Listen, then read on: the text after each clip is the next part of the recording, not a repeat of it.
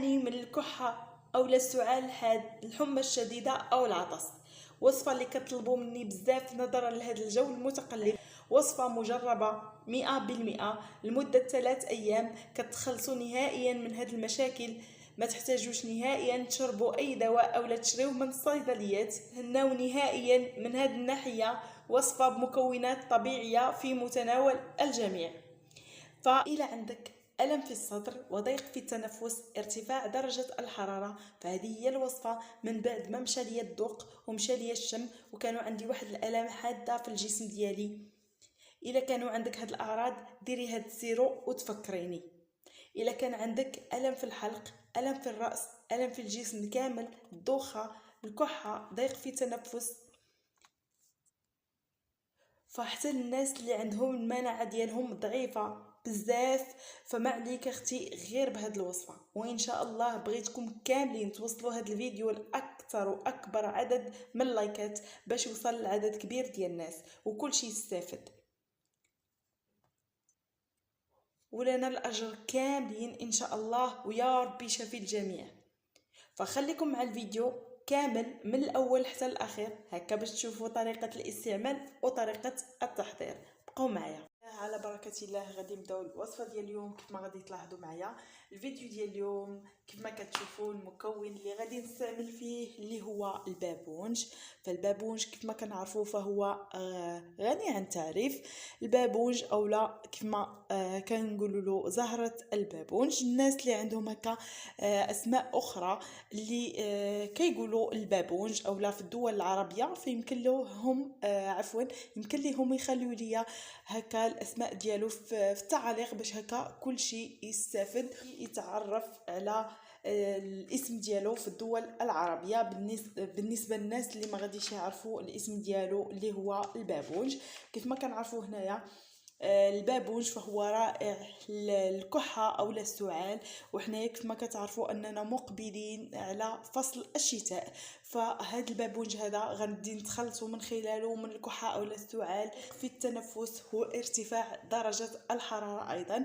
وهاد الوصفة هذه حتى الناس اللي كيجيهم العطس بزاف والناس اللي كيضرهم الحلق ديالهم أو لا الرأس ديالهم أو لا الجسم ديالهم كامل، الناس اللي كتجيهم الدوخة، فهو مشروب رائع. النتيجه ديالو خياليه. الناس اللي كيعانيو كيف ما قلت لكم من المشاكل اللي ذكرت في اول الفيديو او في مقدمه الفيديو، فمن خلال هذا المكون هذا اللي هو البابونج اللي هو مكون رائع مكون سحري اللي غادي نتخلصوا كيف ما قلت لكم من خلاله من جميع المشاكل اللي كنلقاوها في هذا الفصل هذا.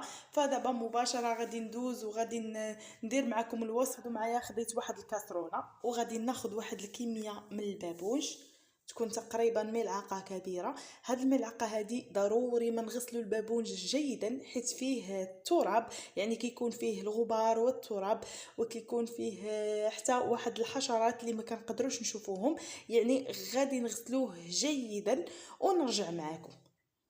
انا كما كتلاحظوا انا غسلت البابونج ديالي جيدا. غادي نوضعه في الكاسرونه كيف ما كتلاحظوا، وغادي ندوز وغادي ناخذ واحد المكون اللي هو السحري في هذه الوصفه اللي غادي نستعملو معكم كيف ما كتلاحظوا اللي هو القرنفل اولا المسمار. فغادي نوضع من القرنفل اولا المسمار واحد 3 حبات كيف ما كتلاحظوا.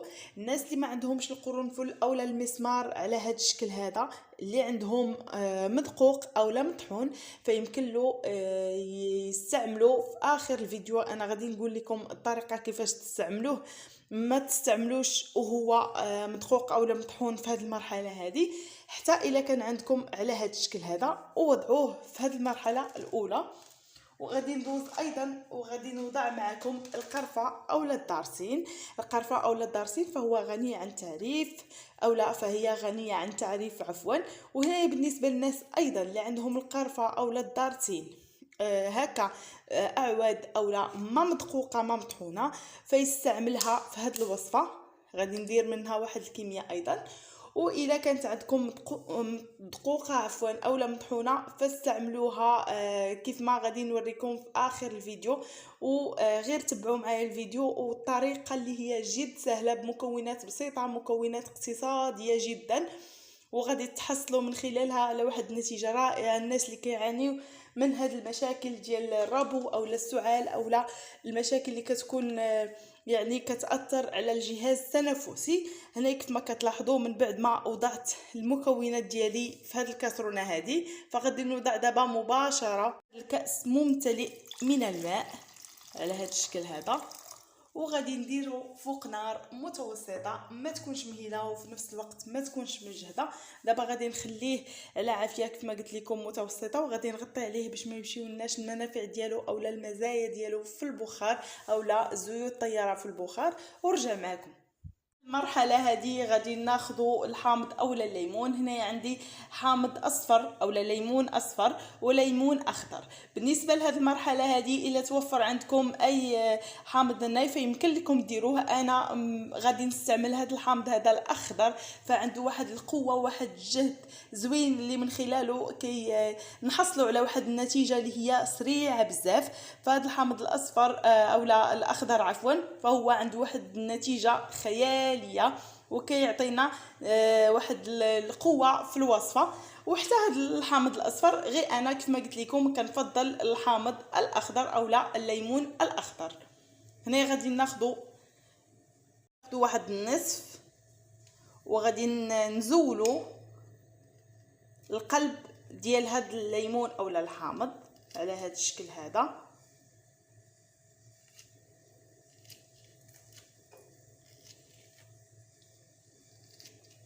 يعني القلب كامل غادي نزولوه جيدا.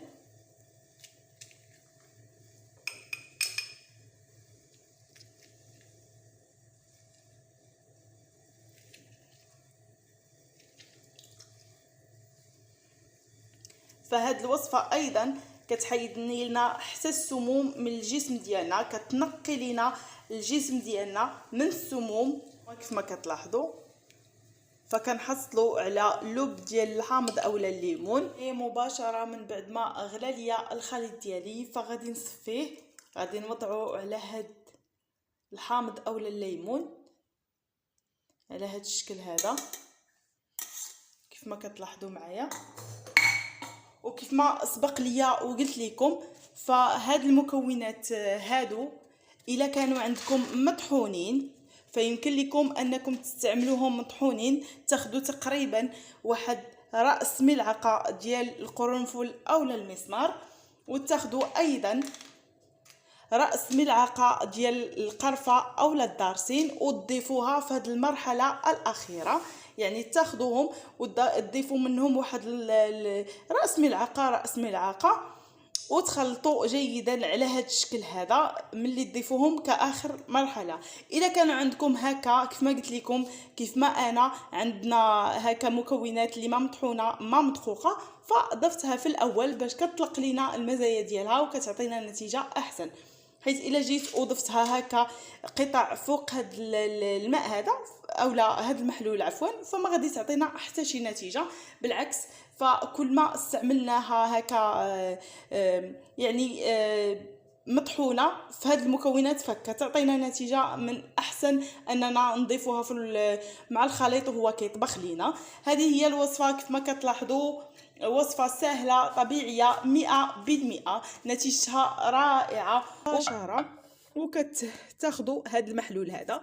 بالنسبه لهذا المحلول كيفيه الاستعمال ديالو فهي جد سهله وبسيطه كيف ما كنقول لكم دائما، حيت المكونات اللي وضعنا في هذا الخليط مكونات طبيعيه، مكونات اللي كتخلصنا من المشاكل اللي كاينين في هذه الفتره هذه.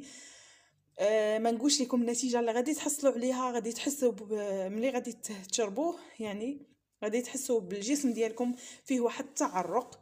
وهذا الشيء راه عادي، حيت ضروري تنقول لكم ملي تكونوا غادي تستعملوا هذا المحلول هذا خاصكم تكونوا يعني في الفراش ديالكم هكا ومغطيين، حيت ملي كتحسوا بداك التعرق فديك الساعه الوصفه فهي كتخدم لكم وكتعطي نتيجه مضاعفه.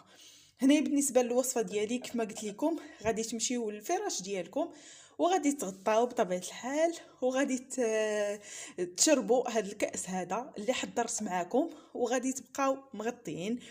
فما تنوضوش، حاولوا انكم تكونوا ساليتوا الشغل ديالكم كامل وفي الليل. بطبيعه الحال هذه الوصفه كنشربوها كنستعملوها في الليل، ما كنستعملوهاش بالنهار حيت ما كتعطيش نتيجه وما كتخدمش معنا. يعني كنستعملوها بالليل، كنشربوها وكنتغطاو وندفاو مزيان وكنبقاو نتفرجوا اولا كنديروا شي حاجه. المهم ديك الساعه نتوما حتى يديكم نعاس على خاطركم. صافي هذه هي الوصفه، هي جد سهله وبسيطه وكتعطينا نتائج رائعه كيف ما قلت لكم. فكتبدا المفعول ديالها من اليوم الاول حتى ل3 ايام كحد اقصى، وان شاء الله تنجح معكم وتستافدوا من هذا الفيديو. وكنتمنى انكم تبارطاجيوه باش كلشي يستافد. ديروا لي لايك باش هكا تعمل فائده على الجميع.